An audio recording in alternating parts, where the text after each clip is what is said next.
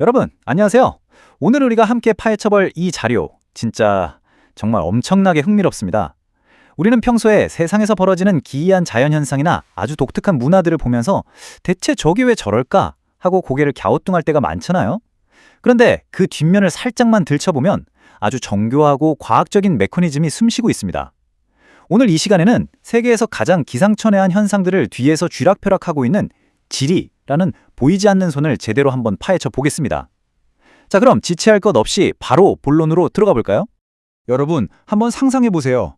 펄펄 끓는 사하라 사막에 펑펑 내리는 하얀 눈, 이스탄불 거리를 당당하게 점령한 무려 12만 5천 마리의 길고양이들, 그리고 단 하루 만에 1,090억 원어치나 팔려나간 엄청난 커피 열풍.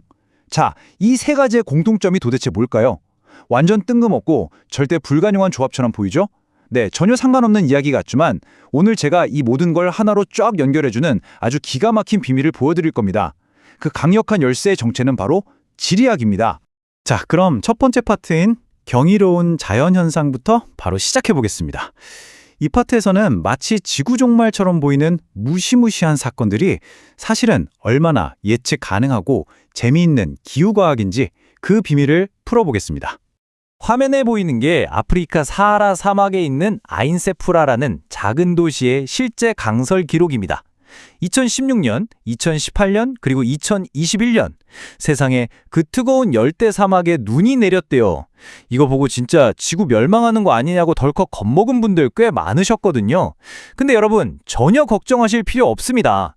이건 세상의 끝을 알리는 징조가 아니라요, 아주 지극히 정상적이고 예측 가능한 지리적 현상이니까요.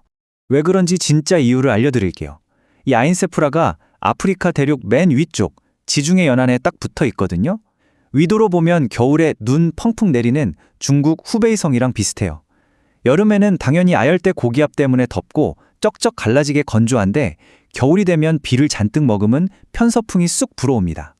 지중해에서 온 이습한 바람이 산맥 비탈면에 턱 부딪히고 때마침 밤 기온이 영하로 뚝 떨어지면 짜잔! 사막에 하얀 눈이 만들어지는 거죠. 마치 거대한 자연의 마술 같지 않나요? 자연의 마술라니까 이 현상도 빼놓을 수 없죠. 폭포물이 땅으로 떨어지는 게 아니라 하늘을 향해 거꾸로 쫙 솟구치는 거 상상이나 해보셨어요? 이게 바로 상승기류라는 녀석 때문인데요. 2018년 영국 요크셔나 칠레 나이아가라 폭포에서 실제로 관측됐습니다. 깎아지른 절벽에 허리케인급 강풍이 정면으로 쾅 부딪히면서 폭포수를 위로 확 밀어 올려버린 거예요. 다시 말해서 이제 곧 엄청난 폭풍우가 쏟아질 거다라는 대자연의 아주 강력하고 요란한 경고장인 셈이죠. 그러니까 자연이 보내는 이런 신호를 우리가 제대로 알아채는 게 정말 중요해요. 중국에 있는 거대한 후루노가 여름만 되면 그 맑던 물이 악취나는 초록색으로 변해버리거든요. 이른바 부영양화 현상입니다. 농경지에서 비료나 폐수가 막 흘러들어가서 독성 물질을 뿜어내는 조류가 말 그대로 폭발적으로 증식해버리는 거예요. 듣기만 해도 끔찍하죠?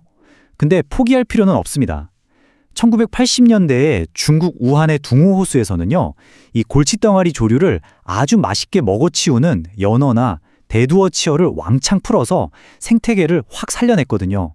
정말 영리하고 멋진 해결책이죠. 이제 두 번째 파트로 넘어가 보겠습니다. 극한 사막의 생존, 인류와 생태계의 지혜인데요.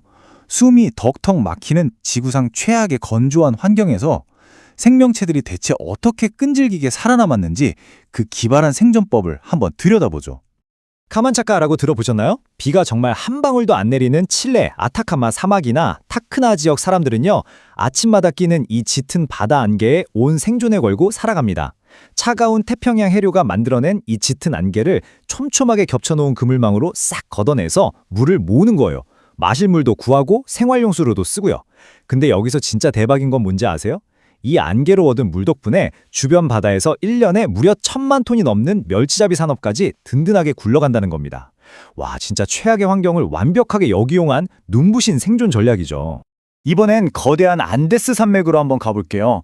산맥 하나를 떡하니 두고 양쪽 기후가 완전히 딴판입니다.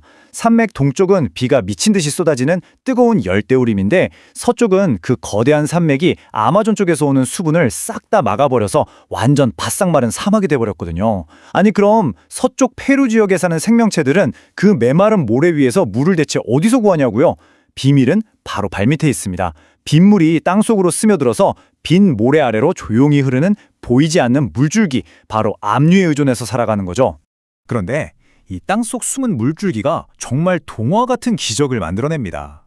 모래 밑을 조용히 굽이굽이 흐르던 물이 사막의 움푹 패인 저지대를 만나면 마침내 땅 밖으로 쑥 솟아오르거든요. 그렇게 만들어진 게 바로 엽서에서나 볼 법한 엄청난 절경, 페루의 화카치나 오아시스입니다. 그 척박하고 극도로 건조한 모래 언덕 한가운데에 생명을 품은 호수가 기적처럼 자리 잡을 수 있었던 이유? 바로 이 숨겨진 지리의 마법 덕분이었던 거죠. 아, 여기서 당연히 드는 의문 하나. 그 펄펄 끓는 태양 아래서 왜 오아시스 물이 홀라당 말라 없어지지 않을까요? 여기서 진짜 신기한 기온 역전 현상이 등장합니다. 햇볕이 내리쬐면 사막 모래가 뜨거워지면서 가벼워진 공기가 위로 훅 솟구치잖아요. 그러면 오히려 오아시스 수면 바로 위에는 차갑고 무거운 공기층이 뚜껑처럼 착 갇혀버립니다. 이 천연 에어컨 뚜껑 덕분에 오아시스 주변은 불타는 주변 사막보다 무려 30도 가까이 시원하고 촉촉하게 유지되는 거예요. 생태계를 지키는 자연의 설계, 정말 소름 돋게 꼼꼼하지 않나요? 자, 그럼 세 번째 파트, 지리가 품은 도시로 넘어가 보죠. 방금까지 본 이런 자연적이고 물리적인 법칙들이요, 그냥 자연에만 가만히 머무는 게 아닙니다. 아주 예상치 못한 방식으로 우리 인간의 도시 형태와 동물들의 문화까지 싹 다 빚어낸다는 사실, 지금부터 확인해 보겠습니다. 12만 5천. 여러분, 이 어마어마한 숫자 좀 보세요. 이게 대체 뭘까요? 튀르키의 이스탄불 거리를 자기 집 안방처럼 당당하게 누비는 길고양이들의 마리수입니다. 근데 얘네들은 그냥 흔하게 골목을 배회하는 고양이가 아니에요. 시민들한테 철저하게 존중받으면서 말 그대로 이스탄불이라는 도시의 심장이자 영혼, 그 자체로 살아가고 있거든요. 이게 진짜 재미있는 게 지리하고 역사가 어떻게 완벽한 시너지를 내서 고양이들의 낙원을 만들었는지 보여주거든요. 14세기에 나무로 지은 집들이 많아지니까 쥐가 엄청나게 득실거렸고, 그래서 사람들이 쥐 잡으려고 고양이를 키우기 시작했죠. 게다가 이스탄불의 지중해성 기후 좀 보세요. 20도에서 26도 사이로 아주 따뜻하고 쾌적하니까 고양이들이 길거리에서 생존하기에 그야말로 완벽한 겁니다. 거기다가 고양이를 깨끗한 보호자로 여기는 사람들의 따뜻한 시선, 또 시에서 굴리는 고양이 전용 병원 버스나 캔이나 페트병 넣으면 사료 나오는 자판기까지, 이 모든 게 찰떡같이 합쳐지면서 세계 유일무이한 고양이 도시가 탄생한 거죠. 이제 마지막 네 번째 파트인 지역 특성과 미식입니다. 거대한 도시 문화뿐만 아니라 우리의 입맛, 미식 문화, 그리고 수십억이 왔다 갔다 하는 글로벌 식품 트렌드까지, 지리가 이걸 대체 어떻게 미시적으로 쥐락펴락하고 있는지 한번 자세히 들여다보겠습니다. 2023년에 중국에서 장향 라떼라는 게 딱 출시됐는데 단 하루 만에 팔아치운 매출액입니다. 중국에 제일 잘 나가는 최고급 전통주인 마오타이랑 요즘 핫한 루킹 커피를 섞어서 만든 아주 기발한 음료인데요. 출시 첫날에만 무려 542만 잔이 미친 듯이 팔려나갔습니다. 도대체 무엇이 사람들의 지갑을 이렇게 확 열게 만들었을까요? 그 이유는 바로 사람 질리게 만들 정도로 엄청난 정성이 쏟아지는 제조 공정에 있습니다. 마오타이 특유의 그 은은하고 고급스러운 사과랑 배향, 일명 장향을 뽑아내기 위해서요, 자그마치 9번을 찌고 8번을 발효시키고 7번을 증류합니다.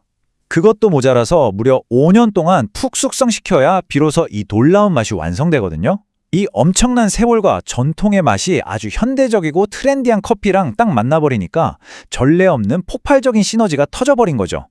근데 여기서 놓치지 말아야 할 진짜 핵심 포인트는 따로 있습니다. 이 술은 지구상 딱 한 곳에서만 만들 수 있다는 지리적 비밀을 품고 있어요. 구이저우성 마오타이 마을에 평균 18도를 유지해주는 온화한 아열대 산악기후, 미네랄이 꽉꽉 찬 스수이 강의 물, 그리고 현지의 수수를 최고로 키워내는 아주 독특한 자줏빛 흙, 이 조건들이 딱 들어맞아야만 지구 어디서도 따라할 수 없는 그들만의 독특한 미생물 발효 환경이 완성되는 겁니다. 그러니까 결국 지리가 아무도 복제할 수 없는 하나의 절대적인 브랜드를 탄생시킨 셈입니다. 이 기세로 루어스펀, 흔히 우렁이 쌀국수라고 하죠. 이것의 놀라운 진화도 한번 살펴볼까요? 냄새가 꼬릿해서 처음엔 완전 호불호가 갈리던 중국 유조우 지역의 촌스러운 길거리 음식이 어떻게 전 세계로 수출되는 대박 상품이 됐을까요? 이 지역이 아열대 계절풍 기후라 쌀이랑 죽순이 엄청 풍부하고 저렴하게 자라거든요. 이 빵빵한 원료 공급력에다가 쫙 깔린 공장식 포장 시스템, 그리고 인터넷 라이브 방송 판매가 확 결합해버리니까 그 작은 동네 향토 음식이 어마어마한 산업 아이콘으로 빵 터져버릴 수 있었던 겁니다. 자, 충격적인 숫자 하나 더 갑니다. 214kg. 이게 뭐냐고요? 아랍에미리트 국민 한 사람이 딱 1년 동안 섭취하는 평균 설탕량입니다. 네, 한 명당이요. 세계보건기구에서 권장하는 양이랑 비교해보면 와, 진짜 헉소리 날 정도로 어마어마한 수치죠. 아니, 대체 왜 이렇게 단 걸 무지막지하게 먹어대는 걸까요? 이것도 결국 100% 자연 환경한테 지배당한 결과입니다. 1년에 3-4kg 먹는 중국이랑 한번 비교해볼까요? 아랍에미리트는 펄펄 끓는 극한의 사막이잖아요. 땀 뻘뻘 흘리면서 뺏긴 수분과의 에너지를 미친 듯이 빨리 채워 넣어야 하니까 대취하자 같이 혀가 얼얼하게 단 음식들을 본능적으로 섭취할 수밖에 없었던 겁니다. 반대로 벨라루스처럼 1년 내내 꽁꽁 얼어붙거나 모리타니처럼 칼바람이 부는 나라들도 똑같아요. 살이 에이는 추위 속에서 체온 뚝뚝 떨어지는 거 막으려고 그 생존 본능 하나 때문에 엄청난 양의 설탕을 들이붓게 되는 거죠. 심지어 우리가 매일 먹는 이 설탕이 도대체 어디서 오는지 그 원료조차도 철저하게 지리의 허락을 받아야 합니다.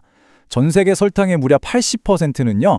뜨겁고 습한 열대와 아열대 기후에서 쑥쑥 자라는 사탕수수에서 나오고요.